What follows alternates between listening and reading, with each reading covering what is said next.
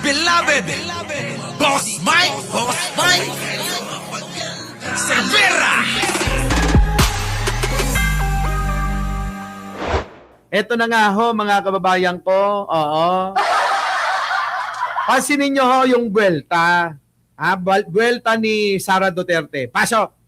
President Sara Duterte sa testimonya ni Ramil Madriaga sa impeachment hearing ng House Committee on Justice kahapon.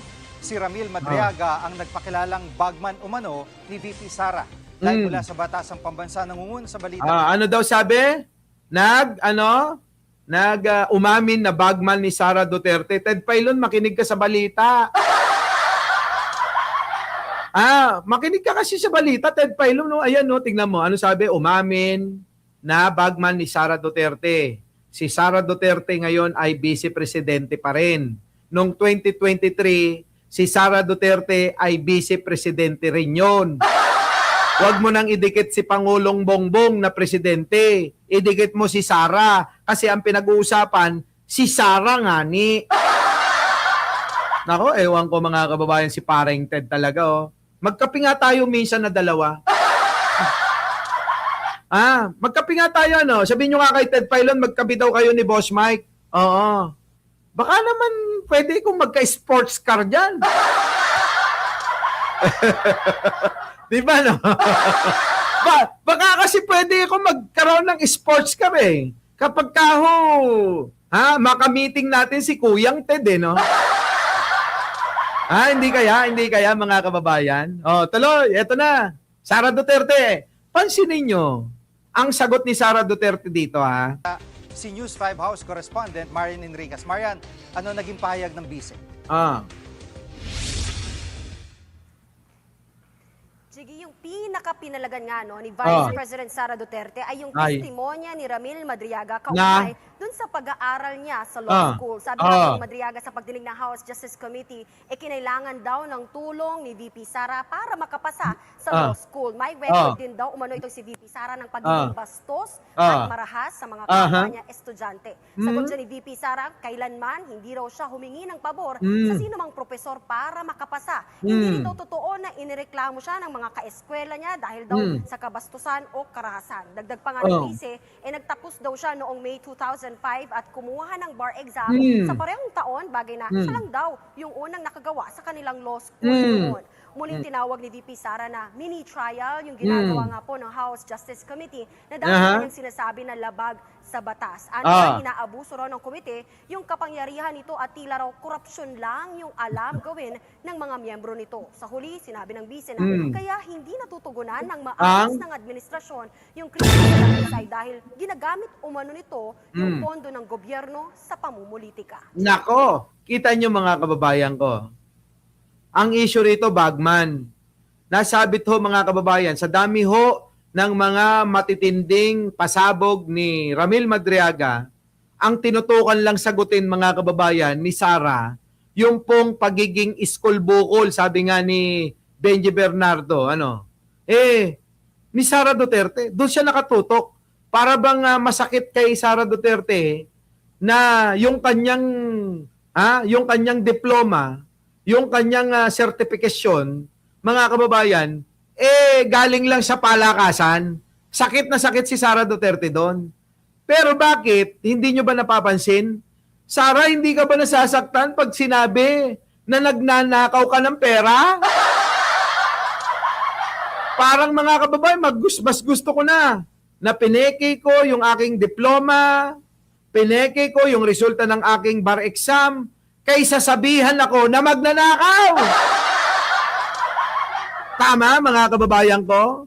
Bakit hindi masagot ni Sara Duterte yon? At bakit sa media nagpapaliwanag? Dalin mo yan doon sa hearing. Diba? Dalin mo sa hearing yan.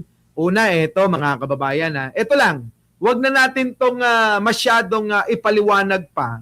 Ito hong 80% na resulta o score sa bar exam niya. Mga kababayan ko, sisimplehan natin. Simplehan natin, Jai. Simplehan natin.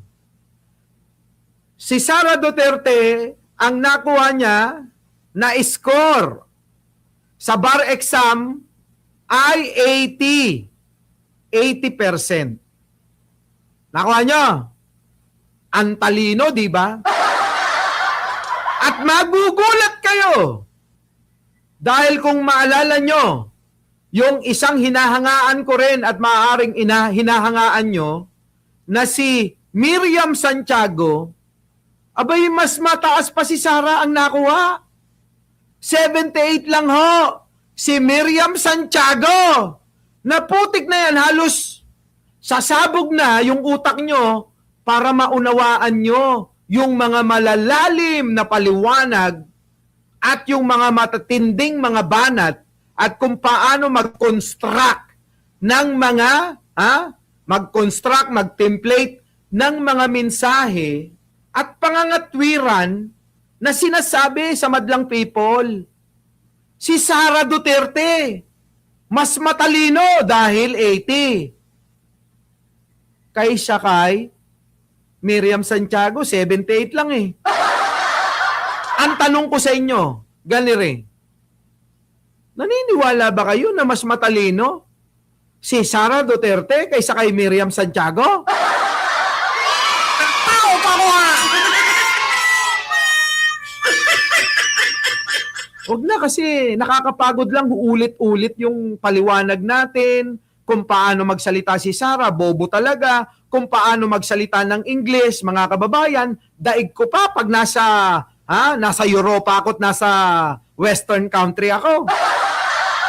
Kapag ka ho, mga kababayan, mananagalog na lang, mali-mali pa. Kapag ho magbabasa, mga kababayan, hindi pa mamemorya. Ang daming mga palatandaan na maaari nga talagang si Sara mukhang binili yung kanyang resulta ng bar exam niya at yung kanyang diploma. Tao pa ko ha! Tama, mga kababayan, siguro sasang-ayunan niyo ako dyan. Malamang pati yung mga Martinico sasang-ayon sa akin. Hindi po ako sa madaling salita, hindi po ako naniniwala na mas matalino si Sara Duterte kaysa kay Miriam Santiago. Buhay na buhay tayo. Tayo yung buhay na ebidensya na magpapatotoo kung gaano kagaling, kahusay, kaintelihente si Miriam Santiago.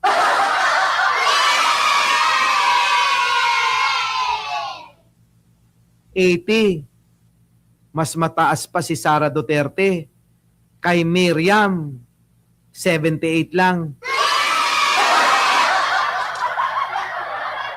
Nakuha nyo na. Siguro naman hindi na po pwede na ipaliwanag ng, nako, Diyos ko. Basta bobo, tanga, mangmang, Yun na yun, mga kababayan. Mahina ang ulo ni Sara Duterte. At saksing buhay din kayo dyan. Kung saksi kayo na buhay kay Miriam Santiago sa katalinuhan, saksing buhay din kayo sa kabobohan ni Sara Duterte.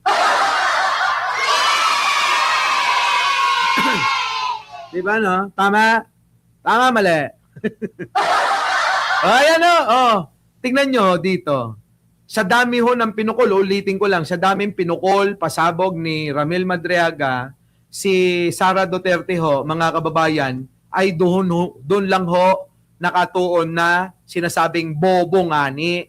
Oo, na talagang mukha daw di umano'y binili yung pong kanyang mga diploma at yung resulta ng kanyang bar exam. Amamin na kayo, yung mga bumibili dyan ng kanilang mga resulta ng exam. Lalong-lalo na karamihan yung mga nasa gobyerno yung magulang. Nako po, mga kababayan, ewan ko na lang. Baka 75 lang yan. Pinili yung 80. Para hindi maging 7. Ako, tingin ko, bagsak yan eh. Ako tingin ko bagsak talaga yan. Our beloved Boss Mike Cervera.